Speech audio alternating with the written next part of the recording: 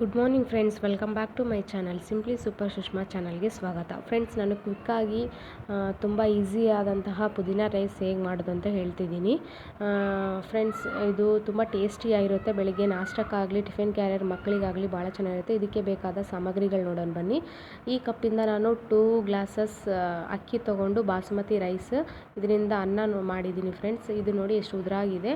ಅನ್ನ ಬೇಯಬೇಕಾದ್ರೆ ನೀವು ಒಂದು ಟೇಬಲ್ ಸ್ಪೂನಷ್ಟು ಆಯಿಲ್ ಹಾಕಿದರೆ ಅನ್ನ ಉದುರಾಗಿ ಬರುತ್ತೆ. ಅದಕ್ಕೆ ರುಚಿಗೆ ತಕ್ಕಷ್ಟು ಉಪ್ಪು ಹಾಕಿ ಅನ್ನಕ್ಕೆ. ಮತ್ತು ಸಣ್ಣ ಅಕ್ಕಿಯಲ್ಲಿ ಕೂಡ ಮಾಡ್ಕೋಬೋದು ಫ್ರೆಂಡ್ಸ್. 2 ಗ್ಲಾಸ್ಗೆ 1 ಕಪ್ ಆಗಷ್ಟು ಪುದೀನ ತೊಗೊಂಡಿದ್ದೀನಿ. ಇಲ್ಲಿ ನೋಡಿ ಫ್ರೆಂಡ್ಸ್, ನಾನು ತುದಿಯಲ್ಲಿರೋ ಎಲೆಗಳ ಜೊತೆಗೆ ಕಡ್ಡಿ ಸಮೇತ ತೊಗೊಂಡಿದ್ದೀನಿ. 1 ಕಪ್ಪಷ್ಟು ಪುದೀನವನ್ನು ನಾನು ಚೆನ್ನಾಗಿ ವಾಶ್ ಮಾಡಿ ಇಟ್ಕೊಂಡಿದ್ದೀನಿ. 4 ಒಣಮೆಣಸಿನ್ಕಾಯಿ, ಉದ್ದಿನಬೇಳೆ, ಕಡಲೆಬೇಳೆ, ಸಾಸಿವೆ, ಸ್ವಲ್ಪ ಕರಿಬೇವಿನ ಸೊಪ್ಪು, ಒಂದು ಸಣ್ಣ ಗಾತ್ರದ ಈರುಳ್ಳಿನ ಸಣ್ಣಗೆ ಹೆಚ್ಚಿಟ್ಕೊಂಡಿದ್ದೀನಿ, 2 ಹಸಿಮೆಣಸಿನ್ಕಾಯಿ, ಒಂದು 10ರಿಂದ 12 ಬೆಳ್ಳುಳ್ಳಿ, 3 ಪೀಸಷ್ಟು ಶುಂಠಿ, ಅರ್ಧ ಹೋಳು ನಿಂಬೆಹಣ್ಣು ಫ್ರೆಂಡ್ಸ್, ರುಚಿಗೆ ತಕ್ಕಷ್ಟು ಉಪ್ಪು, ಎಣ್ಣೆ, ಒಂದು 10ರಿಂದ 12 ಗೋಡಂಬಿ. ಓಕೆ ಫ್ರೆಂಡ್ಸ್, ಮಾಡುವ ವಿಧಾನ: ಒಂದು ಮಿಕ್ಸಿ ಬೌಲ್ ತೊಗೊಂಡು ಅದಕ್ಕೆ ಪುದೀನ ಹಾಕಿ, ಬೆಳ್ಳುಳ್ಳಿ, ಶುಂಠಿ, ಹಸಿಮೆಣಸಿನ್ಕಾಯಿ ಹಾಕಿ, ನಿಂಬೆ ರಸ ಹಾಕಿ, 1/4 ಕಪ್ಪಷ್ಟು ನೀರು ಹಾಕಿ ಫೈನ್ ಪೇಸ್ಟಾಗಿ ಮಾಡ್ಕೊಳ್ಳಿ ಫ್ರೆಂಡ್ಸ್. ಮಾಡ್ಕೊಂಡಿದ ನಂತರ ಗ್ಯಾಸ್ ಮೇಲೆ ಒಂದು ಬೌಲ್ ಅಂದರೆ ಕಡಾಯಿ ಇಟ್ಟು, ಆದಷ್ಟು ಅಗಲವಾದ ಕಡಾಯಿನೇ ಯೂಸ್ ಮಾಡಿ. ಎಣ್ಣೆ ಹಾಕಿದಿ. ಎಣ್ಣೆ ಕಾದ ನಂತರ ಸಾಸಿವೆ, ಕಡಲೆಬೇಳೆ, ಉದ್ದಿನಬೇಳೆ ಹಾಕಿ ಚೆನ್ನಾಗಿ ಫ್ರೈ ಮಾಡಿದ ನಂತರ ಗೋಡಂಬಿ ಹಾಕಿ ಅದು ಲೈಟ್ ಗೋಲ್ಡನ್ ಬ್ರೌನ್ ಬರೋವರೆಗೆ ಫ್ರೈ ಮಾಡಿ ಫ್ರೆಂಡ್ಸ್. ಇದು ಭಾಳ ಚೆನ್ನಾಗಿರುತ್ತೆ ಫ್ರೆಂಡ್ಸ್. ಪುದೀನ ರೈಸ್ ಕ್ವಿಕ್ಕಾಗಿ ಮಾಡುವಂಥದ್ದು.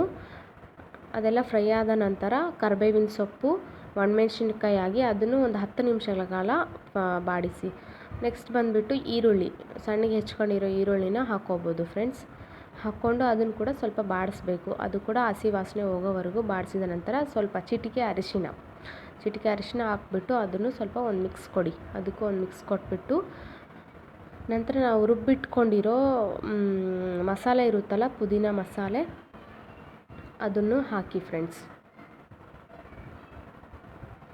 ಅದನ್ನು ಹಾಕ್ಬಿಟ್ಟು ಚೆನ್ನಾಗಿ ಹಸಿ ವಾಸನೆ ಹೋಗೋ ತನಕ ನೀವು ಮಸಾಲೆ ರುಬ್ಕೋಬೇಕಾದ್ರೆ ಸ್ವಲ್ಪ ನೀರು ಹೆಚ್ಚಿಗೆ ಆ್ಯಡ್ ಮಾಡಿ, ಸ್ವಲ್ಪ ನೀರಾಗಿಯೇ ರುಬ್ಕೊಳ್ಳಿ. ಯಾಕಂದರೆ ಅದರಲ್ಲಿರೋ ಹಸಿ ವಾಸನೆ ಎಲ್ಲ ಹೋಗಬೇಕಲ್ಲ. ಗಟ್ಟಿಯಾಗಿ ರುಬ್ಕೊಂಡ್ರೆ ಮಸಾಲೆ ಅಷ್ಟೊಂದು ಚೆನ್ನಾಗಿ ಬೇಯಲ್ಲ ಫ್ರೆಂಡ್ಸ್. ಅದಕ್ಕೆ ಲಿಡ್ ಕ್ಲೋಸ್ ಮಾಡಿ ಒಂದು 5 ನಿಮಿಷ ಸಣ್ಣ ಉರಿಯಲ್ಲಿ ಹಸಿ ವಾಸನೆ ಹೋಗೋ ತನಕ ಬೇಯಿಸಿ ಫ್ರೆಂಡ್ಸ್. ಬೇಯಿಸಿದ ನಂತರ ಮತ್ತು ಲಿಡ್ ತೆಗೆದುಬಿಟ್ಟು ಅದು ಮೇಲೆಲ್ಲ ಎಣ್ಣೆ ಬಿಟ್ಕೊಂಡಿದ್ರೆ ಅದು ಬೆಂದಿದೆ, ಹಸಿ ವಾಸನೆ ಎಲ್ಲ ಹೋಗಿದೆ ಅಂತ ಅರ್ಥ ಅದಕ್ಕೆ. ಓಕೆನಾ?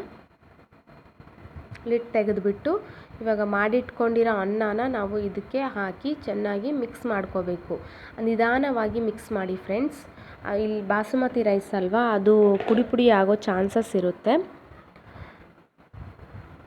ನಿಧಾನವಾಗಿ ಮಿಕ್ಸ್ ಕೊಟ್ಟ ನಂತರ ಉಪ್ಪು ಚೆಕ್ ಮಾಡ್ಕೊಳ್ರಿ ಫ್ರೆಂಡ್ಸ್. ಉಪ್ಪು ಕಡಿಮೆ ಇದ್ದರೆ ಇಲ್ಲೇ ಆ್ಯಡ್ ಮಾಡ್ಕೊಳ್ಳಿ ನೀವು.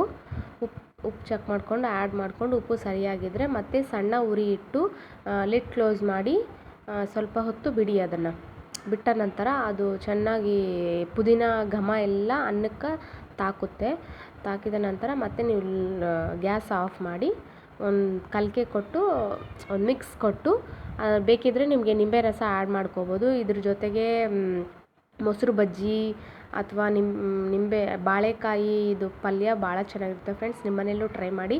ನನ್ನ ವಿಡಿಯೋ ಇಷ್ಟ ಆಗಿದ್ದರೆ ಲೈಕ್ ಮಾಡಿ, ಶೇರ್ ಮಾಡಿ, ಕಾಮೆಂಟ್ ಮಾಡಿ.